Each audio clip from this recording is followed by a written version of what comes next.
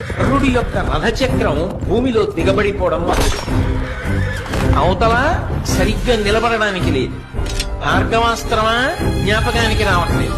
అర్జునుడా బాణ పరంపర కురిపించేస్తున్నాడు. రథమా కదలదు. ధనస్సా విరిచేశాడు. అయినా ఇంకొక ధనస్సుని బాణాన్ని తీసుకుని యుద్ధం చేశాడు. ఎంత గొప్ప యుద్ధం చేశాడంటే గాంధీవం యొక్క అల్లెతాడు కట్టే ముడి విడిపోయేటట్టుగా కొట్టాడు. మళ్లీ ముడిని సరి చేసుకుని అర్జునుడు యుద్ధం చేశాడు. అర్జున, నువ్వు రథం మీద ఉన్నావు, నేను భూమి మీద ఉన్నాను. నా రథచక్రం కుంగిపోయింది. నేను ఇప్పుడు బాణములు వెయ్యలేని స్థితిలో ఉన్నాను. అయినా నువ్వు ఆపకుండా బాణప్రయోగం చేస్తున్నావు. కొంతసేపు బాణప్రయోగం ఆపు.